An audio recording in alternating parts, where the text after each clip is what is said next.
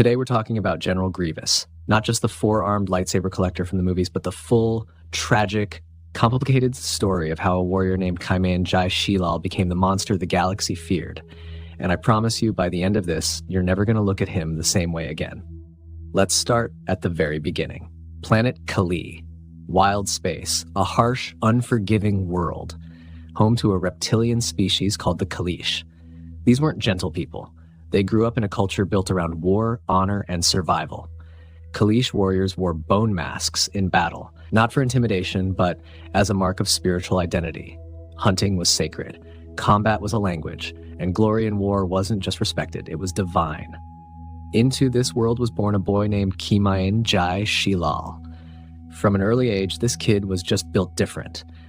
His father handed him a slug thrower rifle to channel his anger, and by the age of 8, he already had over 40 confirmed kills against the Huk, the insectoid invaders who'd been preying on the Kaleesh for generations. By 22, he'd killed so many enemy soldiers that his people literally started calling him a demigod. Let that sink in. This isn't a guy who stumbled into greatness. He earned every inch of his legend. On a planet where survival meant fighting every single day, Qymaen Sheelal was the best of the best. A hero, a protector, a symbol. And then he met her. Her name was Ronderu. She wasn't from any particular tribe. She was a wandering mercenary, a master swordswoman. Some said she was the daughter of the gods. Others weren't even sure she was real. But Qymaen found her in the Kunbal jungle, and according to Kaleesh legend, it was almost like fate. He'd had a dream about slaying a great beast in those jungles with lig swords. And when he arrived, he didn't find a beast. He found Ronderu. The Kaleesh believed the two of them together were the living embodiment of an ancient parable. They were, as the lore puts it, the dreamer and the dreamed one. Together, they were essentially unstoppable. When they fought side by side, their enemies fell apart. When they were separated, both of them became noticeably less deadly. Their bond ran that deep. Whether they were lovers, partners, or something the Kaleesh language doesn't have a word for in basic, nobody fully knows. But what's clear is that Ronderu was the one person in the galaxy who made Qymaen Sheelal more than just a weapon. She made him whole, and then the Huk killed her. She was separated from him during a battle on the beaches of the Genua Sea. The Huk dragged her body out to the ocean. He couldn't reach her. He couldn't even bring her home to be buried properly. And that loss, that specific, devastating, unresolved loss, broke something inside him that never fully healed. He went on a pilgrimage to the island temple of Abesmi. He begged the gods to give her back. They didn't answer. When he came back from that pilgrimage, he wasn't Qymaen Sheelal anymore. He renamed himself Grievous, not as a title, not as intimidation, as a promise that he would grieve forever, that his pain would never end. And more chillingly, that he was determined not to grieve alone. Now, here's where it gets politically messy. And honestly, this is the part of Grievous's story that hits hardest when you sit with it. Grievous didn't stop at grief. He turned it into war fuel. He drove the Huk off of Kalee. He chased them back to their homeworld and conquered them. The Kaleesh were winning. And then the Republic showed up. The Huk, with their political connections, ran to the Galactic Republic and told them the Kaleesh were the aggressors. They lied. And the Republic, too far away, too corrupt, too wrapped up in the Outer Rim politics they barely understood, believed them. The Jedi were dispatched to stop the Kaleesh. Think about what that means from Grievous's perspective. His people were defending themselves. They were finally winning a war that had been going on for generations. And then the most powerful peacekeeping force in the galaxy swoops in and sides with the enemy. Not because justice demanded it, because the Huk had better lobbyists. The Kaleesh were pushed back to Kalee. The planet, already scarred by war, was hit with crushing economic sanctions. There was no food. There were no resources. His people were literally left to starve. The Jedi didn't do this out of malice. They thought they were following protocol. But to Grievous, protocol killed his people, and the galaxy's peacekeepers pulled the trigger. From that moment on, the hatred he felt toward the Republic and toward the Jedi who enforced its will wasn't personal in the simple sense. It was philosophical. It was the rage of a man who watched a system he never asked to be part of destroy everything he loved through indifference. To save his people from starvation, Grievous took the only job available to him. He became an enforcer for the intergalactic banking clan. It was humiliating work for a man who had been a god among his people. But he did it. For Kalee.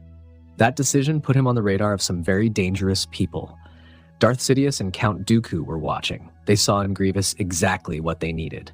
A brilliantly skilled, deeply traumatized military commander with a fully justified hatred of the Republic and the Jedi. He wasn't just useful. He was perfect.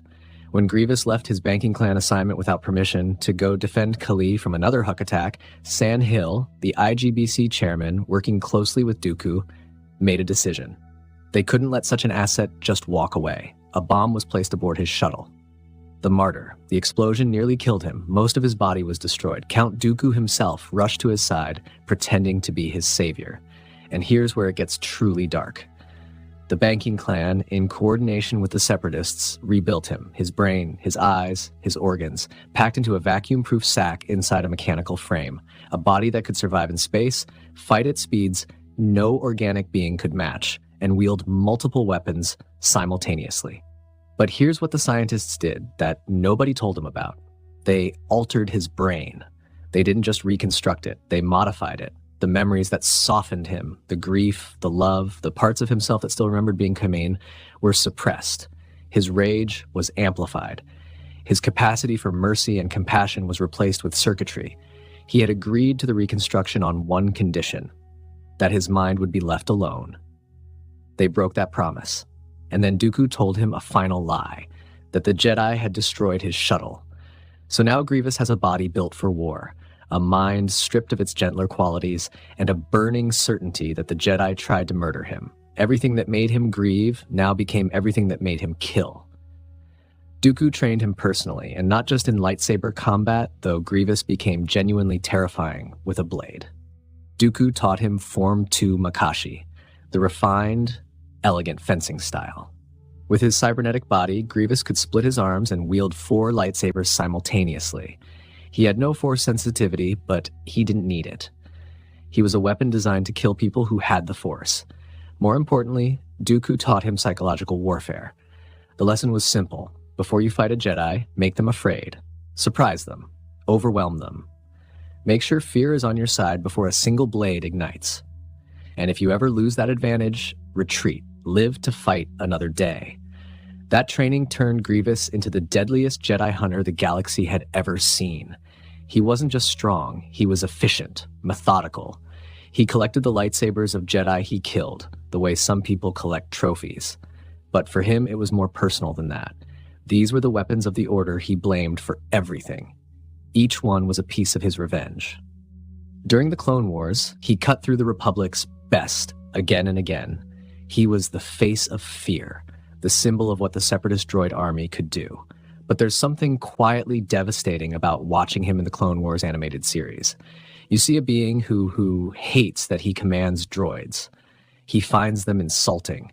He finds the comparison to a droid personally offensive, because somewhere in there, beneath the metal, the programming, and the suppressed memories, some trace of Qymaen Jai Sheelal still knew he was supposed to be a warrior, not a machine. That cough everyone laughs about?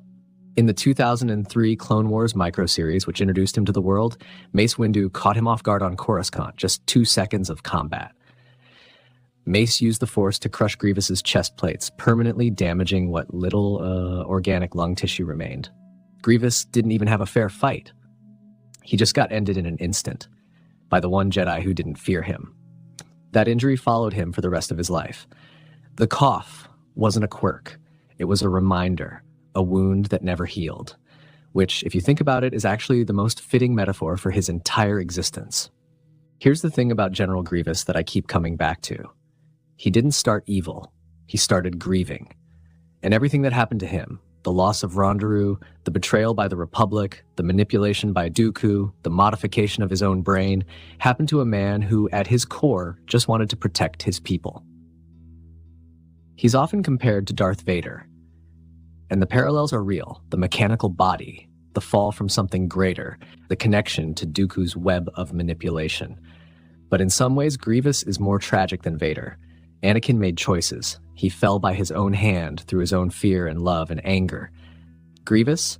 He was engineered to fall. His trauma was weaponized. His identity was erased. His brain was altered. He never had a mentor who truly loved him. He never had the chance Anakin had. He was consumed before he even got to choose. And the most haunting part? When Obi-Wan kills him on Utapau, blasters shot to his exposed gut, watching him burst into flames. There's nobody left who remembers that there was once a young warrior in a muumuu mask on the planet Kalee who was just trying to protect someone he loved. The galaxy doesn't mourn General Grievous. It breathes a sigh of relief. But the name he chose for himself, the name he took the day Ronderu died on that beach, Grievous, it was never about being a monster. It was about a loss so deep, he couldn't put any other word to his own existence. So, was General Grievous a villain? Yeah, absolutely. The war crimes are real. The Jedi he killed had names, had people who loved them. None of that goes away. But was he a monster from the start? Not even close. He was a hero turned into a weapon by a galaxy that failed him at every single turn. And that, I think, is what makes him one of the most fascinating characters in all of Star Wars. He's the version of Darth Vader where nobody gets a redemption arc, where nobody comes back to the light, where grief doesn't turn into love. It turns into 4 lightsabers and a cough that never goes away. If you're someone who always thought Grievous was just a cool-looking robot with spinning hands, I hope this gave you something to sit with. If you've known about his backstory for a while, let me know in the comments which part of his story hits you the hardest. I'm genuinely curious. And if you want to see more character breakdowns like this one, hit subscribe, because there are a lot of characters in this galaxy with stories that deserve more than a 2-minute Wikipedia summary. May the Force be with you.